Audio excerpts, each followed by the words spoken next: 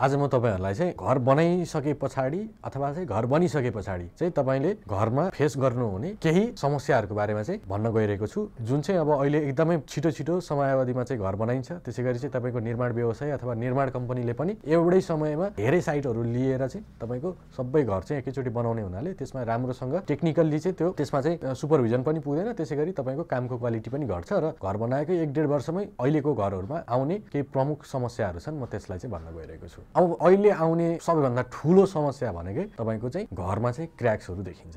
जस्तो अब तपाईको बीम पिलरको जोइन्टमा पनि क्र्याकै देखिएको हुन्छ, तपाईको चौकोसको साइडमा पनि तपाईको क्र्याक्स नै देखिएको हुन्छ। त्यसैगरी तपाईको भुइँको ढलान र प्लास्टरमा पनि क्र्याक्स देखिन्छ। त्यसैगरी वाल प्लास्टरमा पनि क्र्याक्स त देखि नै हाल्छ। अथवा चाहिँ तपाईको त्यहाँ प्रयोग गरिएको इट्टाको अथवा त्यसैगरी तपाईको ढलानको क्वालिटी नै नराम्रो भएर पनि क्र्याक आइराखेको हुन्छ काम गर्दाखेरि गल्ती गरेको भएर। र क्र्याक्स आउने अब तपाईको सानोतिनो भूकम्पका धक्काहरु पनि आएको कारणले त्यो त्यतिबेला पनि तपाईको क्र्याक्सहरु त देखिन सकिने सम्भावना हुन्छ र चाहिँ यसले चाहिँ धेरै जनाको टाउको दुखाएको पनि छ। अब त्यसैगरी अर्को समस्या भनेको हाम्रो घरमा चाहिँ घर बनाइसकेको 1-2 महिना पछाडी नै देखिने समस्या भनेको तपाईको चाहिँ घरमा चाहिँ लिकेज अथवा चाहिँ तल्लो तल्ला छत भन्दा तलको कोठाहरुमा तपाईको चाहिँ ड्याम्पनेस देखिन्छ, चिसो देखिन्छ। यो समस्या भनेको चाहिँ तपाईको प्लम्बिङमा पनि समस्या भएर हुन सक्छ अथवा चाहिँ त्यसैगरी तपाईको चाहिँ तलपट्टिको डीपीसीमा समस्या भएर हुन सक्छ। त्यसैगरी माथि छत ढलानमा पनि तपाईको चाहिँ उचित अनुपातको चाहिँ ढलान मसला चाहिँ प्रयोग नगर्नको कारणले गर्दाखेरि अथवा वाटरप्रुफिङ नगरेका कारणहरुले यस्ता चीजहरु देखिन सक्छ।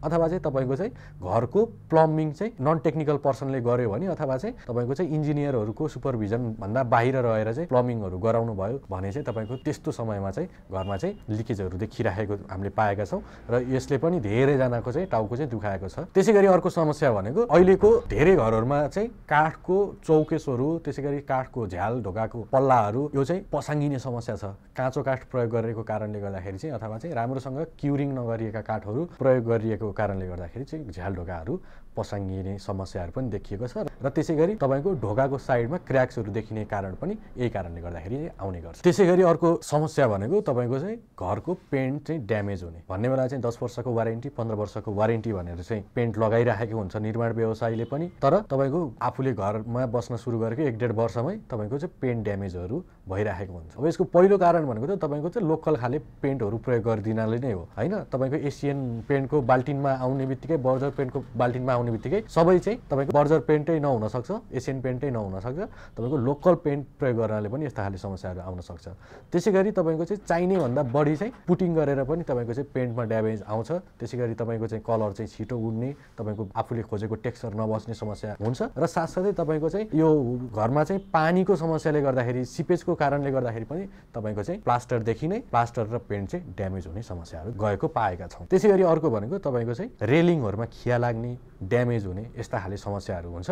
राम्रो खालको उचित गुणस्तरको चाहिँ तपाईको सामानहरु प्रयोग नगर्नाले अथवा चाहिँ त्यसलाई चाहिँ रस्टिङबाट ड्यामेज हुनबाट बचाउनको लागि लगाउने इनामेलको क्वालिटी चाहिँ लो हुने बित्तिकै त्यो चाहिँ बिस्तारै ड्यामेज हुन खिया लाग्न सुरु गर्छ र यस्ता खाले समस्याहरु पनि धेरै चाहिँ हाम्रो बजारमा चाहिँ अचेल देखिन सुरु गरेको छ। त्यसैगरी अर्को एकदमै ठूलो कारण भनेको के हो भन्दाखेरिमा तपाईको चाहिँ सेप्टिक ट्याङ्कको र तपाईको चाहिँ यो गटर लाइनको प्लम्बिङमा धेरै समस्याहरु चाहिँ हामीले पाएका छौं। तपाईको स्यानिटरी फिटिङ्समा चाहिँ ध्यान नदिनाले अथवा चाहिँ काम नजानेको व्यक्तिले चाहिँ त्यस्तो प्लम्बिङको कामहरु गर्दाखेरि चाहिँ तपाईको सेप्टिक ट्याङ्कमा पनि प्रब्लम आउँछ। त्यसैगरी तपाईको प्लम्बिङमा त्यसैगरी तपाईको टोयलेट भरिने, उम्लिने, जाम हुने यस्ता समस्याहरु धेरै देखिएको छ। त्यसकारणले गर्दाखेरि तपाईहरुले घर बनाउँदै गर्दाखेरि चाहिँ यी समस्याहरु आउन सक्छन् र यी समस्याको समाधानको लागि चाहिँ तपाईले दक्ष, अनुभवी र साथै तालिम प्राप्त कामदार, मिस्त्री त्यसैगरी चाहिँ ठेकेदार, इन्जिनियरहरुबाट चाहिँ काम गराउनु पर्ने हुन्छ।